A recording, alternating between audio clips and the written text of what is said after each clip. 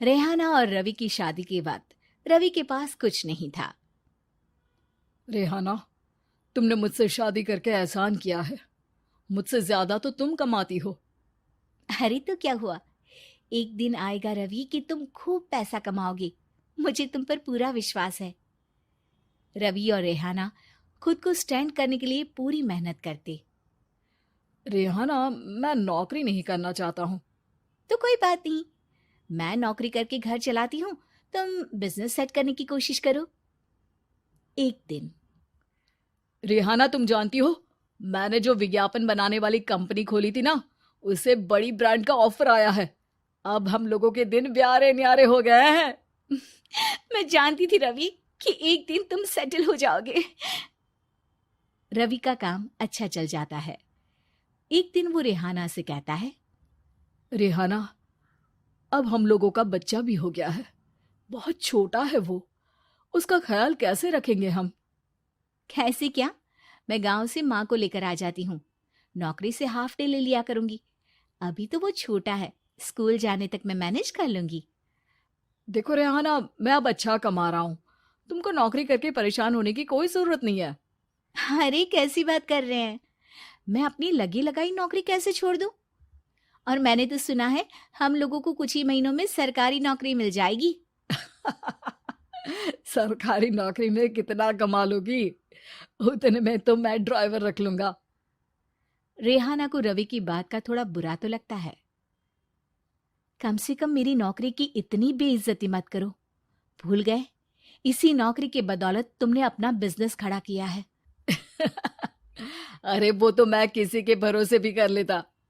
देखो, अपने बच्चे को संभालो, घर का काम करो। अब बाहर जाती तुम अच्छी नहीं लगती हो।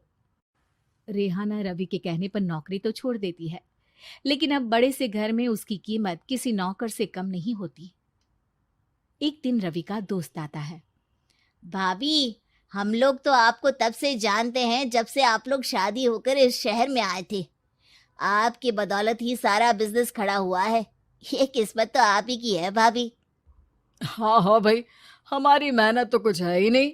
अरे होगी, लेकिन भाभी की किस्मत के आगे कुछ नहीं। दोस्त वहां से चला जाता है, लेकिन रवि का गुस्सा सातवें आसमान में होता है। देखा कैसे बोल रहा था? अरे बिल्कुल अच्छा आदमी नहीं है ये। कैसी बात कर रहे हैं आप? प्रशांत भैया तो बहुत अच्छे इंसान है रवि। कैसे उन्होंने हमारे मुश्किल वक्त में हमारा साथ दिया था। अरे था पैसा तो साथ दिया, नहीं तो कौन पूछता है? रवि का व्यवहार पैसा आते ही अलग हो गया। वो बंदे को बंदा नहीं समझता। घमंड से घिरे रवि ने तो एक दिन हद ही कर दी। रेहाना, मैं अब तुम्हारे साथ नहीं रह सकता हूँ। क्या क्या बकवास कर रहे हो रवि? क्या कहना चाहते हो? और क्यों नहीं रह सकते तुम मेरे साथ? देखो, मुझे कोई और पसंद है, और उसने साथ रहने पर बस यही शर्त रखी है कि मुझे तुम्हें तलाक देना होगा। रेहाना, जो कि एक स्वावलंबी महिला थी, उसने बिना देर किए रवि को कह दिया, कोई इश्यू नहीं, मुझे पैकिंग में 4 दिन का वक्त लगेगा, लेकिन तब तक मैं तुम्हारे साथ नहीं रहूंगी। 4 दिन के लिए तुम कहीं और शिफ्ट हो जाओ, मैं घर से निकलूंगी तो बता दूंगी। रवि घर छोड़कर चला जाता है। रेहाना को दुख होता है, वो रोती है, लेकिन व्यवहार से स्ट्रांग रेहाना को पति के वापस आने का और उसे सबक सिखाने का पूरा भरोसा था। फिर एक दिन, अरे शुशिका, कब शादी करोगी तुम मुझसे? यार मैंने तो सोचा था तुम शादी से पहले मुझे विदेश लेकर जाओगे, महंगी कार दिलाओगे। अरे सब दिला दूंगा, लेकिन पहले मुझसे शादी तो कर लो। हाँ हाँ, क्यों नहीं।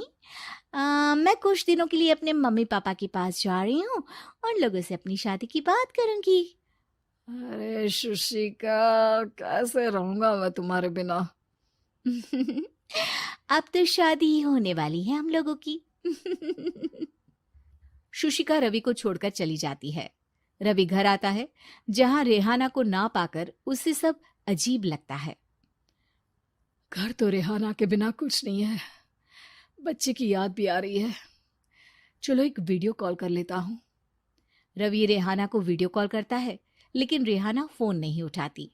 रात को सोते वक्त मन कर रहा है मुन्ने को गले लगा लूं। चलो कोई ना, शुशिका से शादी के बाद मेरे और भी बच्चे होंगे। अगले दिन रवि ऑफिस जाता है, जहां टीना खड़ी होती है। सर, आपने अपने नए ऐड के लिए मॉडल की रिक्वायरमेंट डाली थी ना, मैं उसी के लिए आई हूँ। रवि टीना को देखकर खुश हो जाता है। अब शादी हो गई है तुम्हारी? नहीं सर, बस अच्छा सा हैंडसम और अमीर लड़का देख रहे हैं मेरे मम्मी पापा। रवि के दिमाग से तो टीना को देखकर शुशिका का ख्याल भी खत्म हो जाता है। अरे यार, ये लड़की मिल जाए कितनी सुंदर है। शुशिका तो इसके आगे कुछ नहीं है। आ, अब क्या तुम्हें ऐसा नहीं लगता कि मुझसे मिलकर तुम्हारी ये खोज खत्म हो गई है?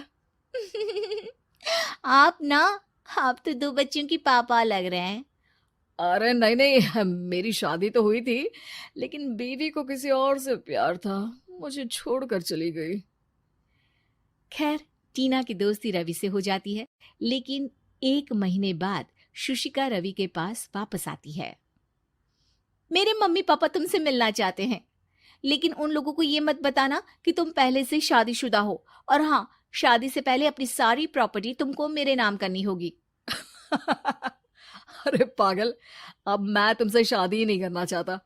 भला ऐसी लालची औरत से कौन शादी करेगा? तभी वहां टीना आ जाती है। रवि, ये पागल सी औरत कौन है? देखो, तुमने ही कह दिया ना पागल, तो पागल ही है। पता नहीं कौन है, कह रही है शादी कर लो, लेकिन शादी से पहले अपनी सारी प्रॉपर्टी मेरे नाम कर दो। बोल तो सही रही है। वैसे तुम जानती हो, मेरी एक सहेली है, उसके पति ने उसे पैसा आते ही छोड़ दिया, जबकि उसको खड़ा करने वाली ही मेरी सहेली थी। और मुझे भी भरोसा नहीं है। अगर मैं भी तुमसे शादी करूंगी तो तभी, जब तुम मेरे नाम अपनी सारी प्रॉपर्टी कर दोगे। अरे हाँ हाँ, क्यों नहीं, बिल्कुल कर दूंगा। रवि और टीना की शादी की तारीख तय हो जाती है। वो अपनी सारी प्रॉपर्टी के कागज लेकर शादी वाली जगह पर पहुंचता है, लेकिन वहां टीना आती नहीं। रवि टीना को मैसेज करता है। कहाँ हो? सॉरी, मैं तुमसे शादी नहीं कर सकती, मुझे तुमसे भी ज्यादा पैसे वाला मिल गया। रवि को गुस्सा आ जाता है। वो गुस्से से सारा डेकोरेशन तोड़ रहा होता है कि वहां रेहाना आ जाती है। सर, क्या हो गया? क्या डेकोरेशन पसंद नहीं आई आपको? अ, तुम यहाँ क्या कर रही हो? मैं यहाँ की डेकोरेटर हूँ। क्या आपको पसंद नहीं आई यहाँ की सजावट? रवि दौड़कर रेहाना के गले लग जाता है। मुझे माफ कर दो रेहाना। रवि रेहाना के गले लग जाता है और रेहाना टीना को थैंक्स का मैसेज करती है।